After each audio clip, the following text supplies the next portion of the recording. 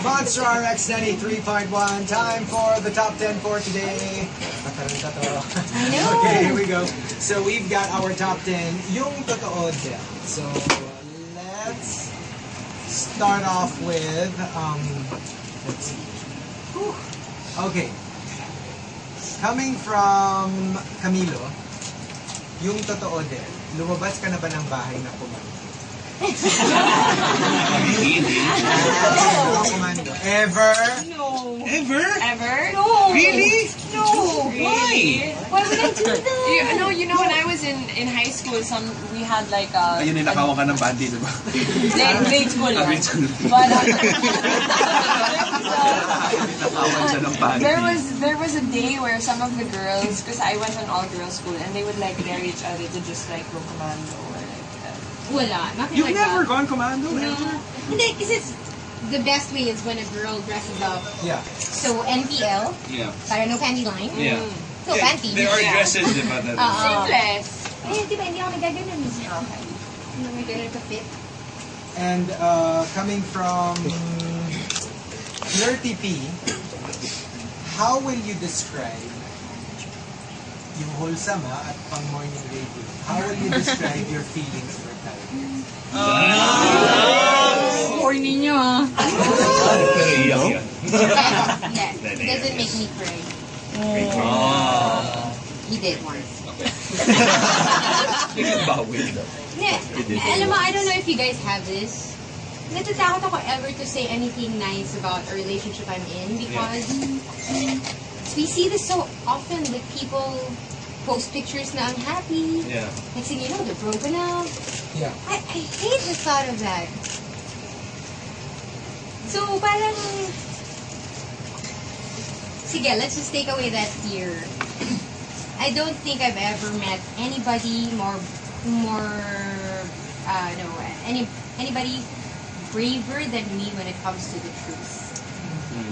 He really, and there's a cost. People think, if you don't know him well, you'll think he's a jerk.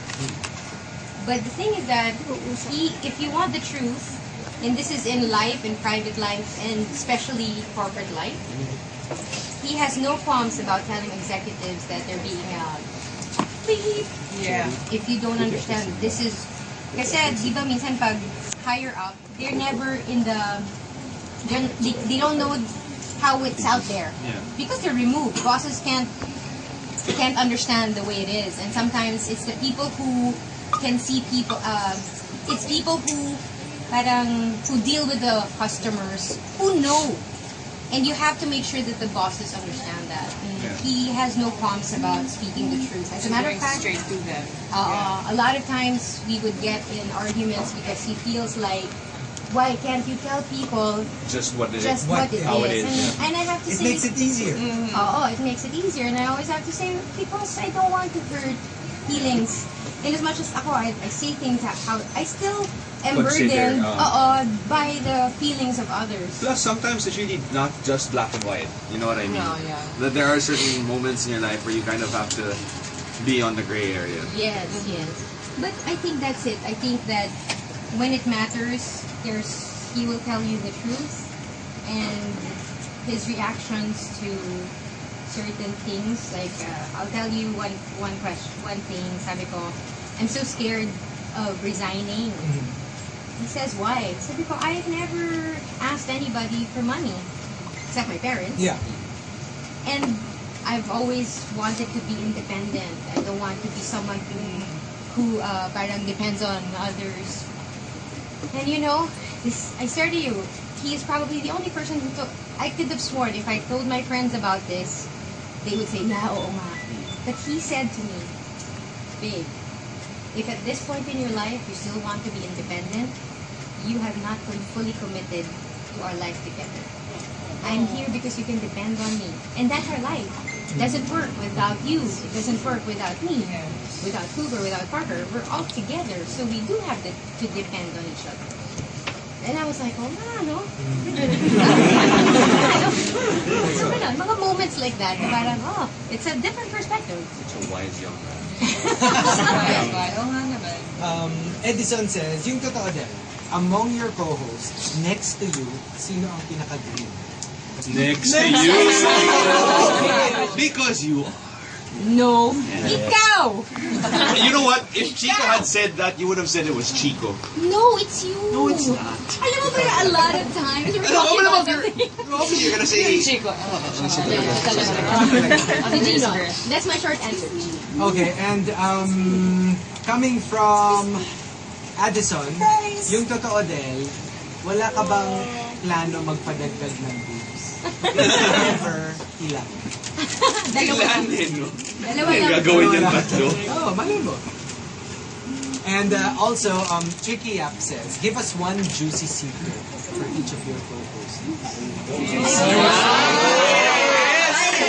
Lahat Hindi ko naman secret na-excite. yun eh. Tsaka mag-e-end yung show, hindi naman yung friendship. Delikado yan. From Kevin Che, kung meron kang 3 wishes, granted na yung isa ay makabalik sa session. Ano yung dalawa? Wishes. Totoo yan? Okay. Wishes. Kasi I don't really know what's up next for me. But there's a desire in my heart to be able to have a conversation that's different. And I know that about me now. So I don't know, I hope that my next endeavor will have to do with the kind of talk that matters most to me now. Yun, that's my wish. I don't know what that is kasi hindi ko pa alam. Yeah. And siguro, third wish is that I hope that the hosts that I leave behind on the show won't have such a hard time. I know how it feels. Diba? Diba? Like, yeah, it's a Kasi like even before, when we were starting, yung dalawa pa lang kami dito, it was really difficult when yung went on vacation lang. Yeah. Especially at the start. Kasi like, you know, like a lot of people weren't used to hearing just one of us. Because they're not so used to two. Right. I mean, it was really like, it was something that we dreaded Yes. year after year. Yeah. And that when it's time for the other one to go on vacation, kasi we will have to board alone and we will be bombarded with, oh, it's not the same. same. Yeah. As in like, pag ako ay naka-vacation, they bombard Hindi sila with talaga, that. oo. Pag si Del naman ang vacation, they bombard sila with that. And super, we dread. Di ba? Like, pag kunya sabi ko na, magbabang, it's time for my vacation. Oh, no. Pero pag ikaw naman nagbabakasyon, You want your co-host to go on vacation, but like on for but you the can't show. go on vacation at the same time. Pero we really thought we should go on vacation at the same time. Kasi To spare the other one. to spare the other one and also to have a real vacation. Yeah. Kasi wala ka nang iniisip. Saka syempre, nagigilty Yeah, ka, that's no? true, That 'cause the other one you're is having thinking of the show. a hard time, di ba? Nagigilty kayo. No, but that actually happened once. I was still doing graveyard, and you guys were both on vacation. I remember the story. Yeah, so Continue. you guys were on vacation. Yeah. I was doing graveyard.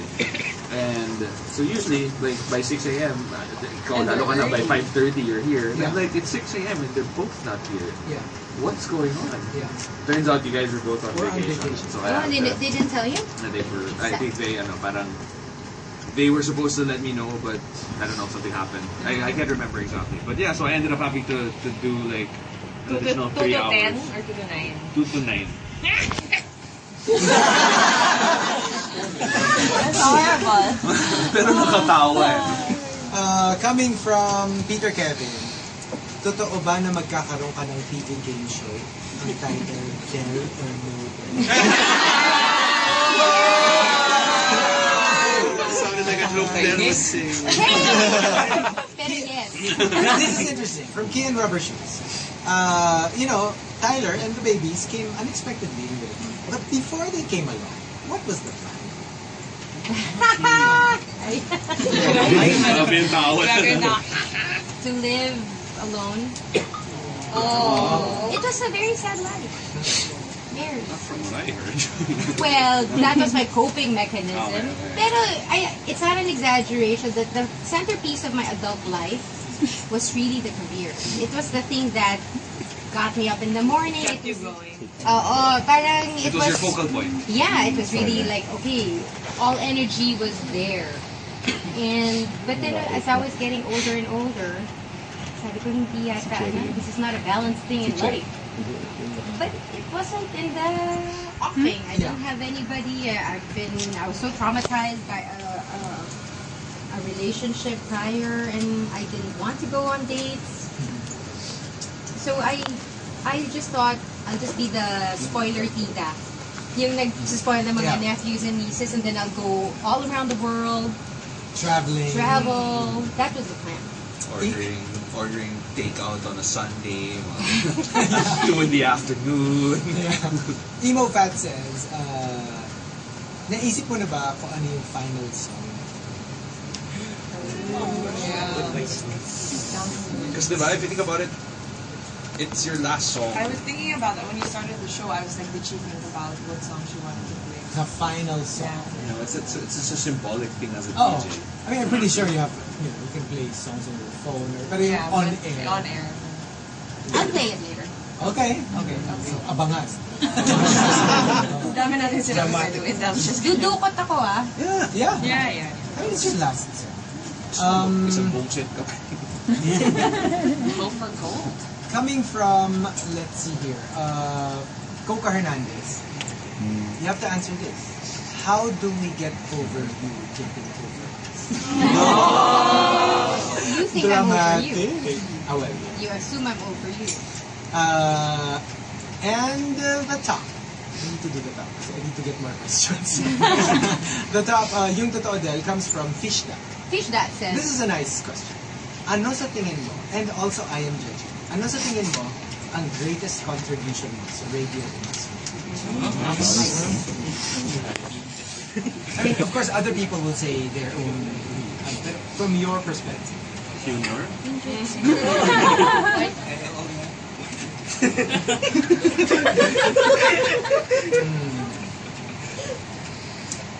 I would say siguro I think I always have a different perspective on things. Yeah.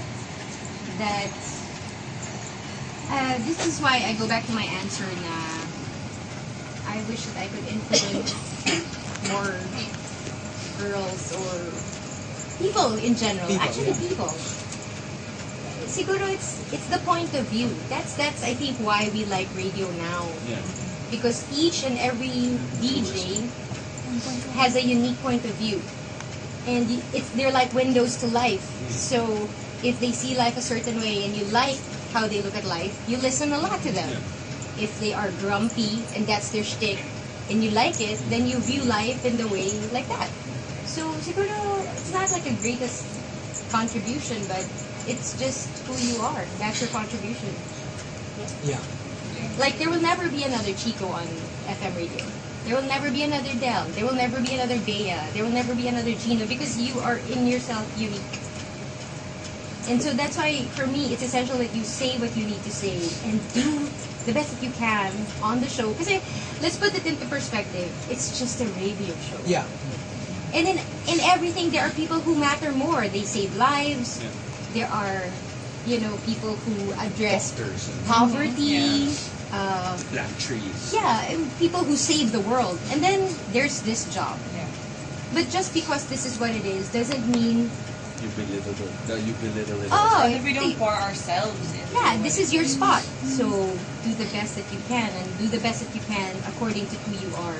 I think that's why we like big personalities like, because they are who they are and we love seeing life the way they see it. It's very that's my motto, remember? There are no small roles, only small actors. Yeah. See, I told you there was a point to that motto somewhere. Because who would have thought that, the truth is that while everybody suffers traffic, there is a benefit to our show that there's traffic because people get to listen to us more. And we, para silang literally captive audience. Yeah. The prisoner store talk. Yeah. Wala silang choice. Meron. Well, they do. Meron. Meron turn on. So, just be you, I guess. Yeah. That's who we have been. You being you is your biggest contribution. You need to. Which applies to anybody on the FM band. That's true. Yeah. You do you, boo-boo. No. All right, so we'll take a quick break. We'll be back with more. I'm trying to get to your questions as fast as I can. All right. Paano kung ako ang may question? Yeah. Wala, oh. Well, I suppose you can. I mean, last show. Sige. Alright, alam mo, hindi pa tayo kumakain lahat. Actually, Hindi yeah. ko lang naisip, lahat tayo hindi pa tayo kumakain. And when you need something na parang, like just an energy boost, hopefully you could go for something a little bit on the healthy side. Yeah. Actually, whether you're in traffic, or like we're at work, or after the gym, or during coffee break. So check out Fit Bar. It's a nutritious cereal bar. It's basically snacking with no worry. Fit Bar has only 90 calories, 0 cholesterol, and 0 trans fat. And it tastes sweet. I know, and actually they have this cool promo that's ongoing. It's called the Fit Bar Lips